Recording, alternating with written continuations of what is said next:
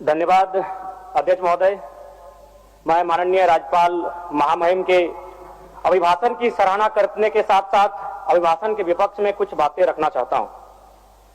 माननीय राज्यपाल के अभिभाषण क्रम संख्या 6 में केंद्र सरकार से 1,36,000 करोड़ वापस लाने की बात कही है और सही भी है, और हर एक राज्य को उसका बाकी पैसा मिलना चाहिए, उनका हक मिलना चाहिए।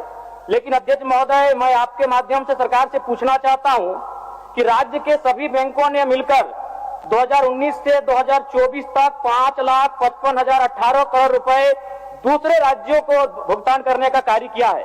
बैंक में जो पैसा डिपॉजिट होता है वो दूसरे स्टेट को जाता है, और अगर अभी देखा जाए तो झारखंड का सीडी रेशियो मात्र 36% है, जबकि आप तुलनात्मक अध्ययन करें तो आंध्र प्रदेश का सीडी रेशियो 110 के आसपास होता है, तमिलनाडु का सीडी रेशियो 115 के आसपास होता है। और सबसे महत्वपूर्ण बात कि बैंकर समिति के अध्यक्ष माननीय मुख्यमंत्री होते हैं।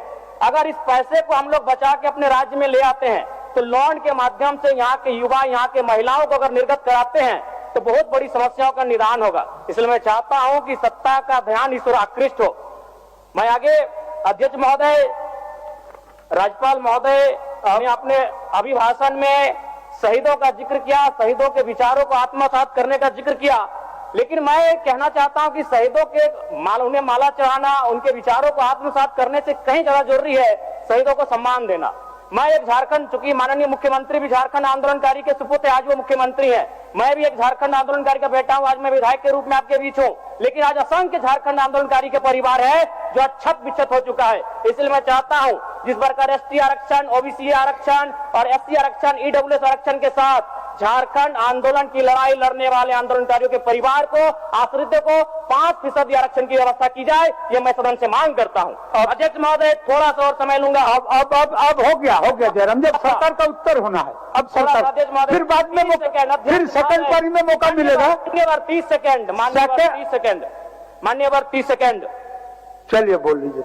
राज्यपाल महोदय के अभिभाषण में इको टूरिज्म डेवलपमेंट कॉर्पोरेशन निर्माण की बात कही है, जो कि सराहनीय है, और मैं चाहता हूं मेरे क्षेत्र में एक पारासनाथ में पुत्रीगढ़ी आता है और डेलिया डैम आता है, उनका उस दिशा में भी डेवलपमेंट करने की दिशा में आगे बढ़ा जाए। और सबसे महत्वपूर्ण बात जो झारखंड के नाम में छुपा है, झाड़ और खंड, झाड़ यानी जंगल, खंड यानी जमीन भूभाग, ये बहुत बढ़िया संबोधन अभिभाषण रहा महोदय, जिसमें उन्होंने जीएम लैंड की जो रसीद 2017 में रोकी गई थी उसकी रसीद पुनः काटी जाएगी। लेकिन मैं साथ ही साथ यह भी चाहता हूं, क्योंकि झारखंड में जितने भी उद्योग स्थापित हैं, चाहे वो रांची का एचईसी हो, सिल्ली का हिंडाल्को हो, सरकार का उत्तर माननीय मुख्यमंत्री, यदि 20-25 वर्षों के बाद उन उद्योगों की जमीन खाली पड़ी है, माननीय मुख्यमंत्री को वापस कराई जाए, मैं आपसे ये मांग करता हूँ। धन्यवाद।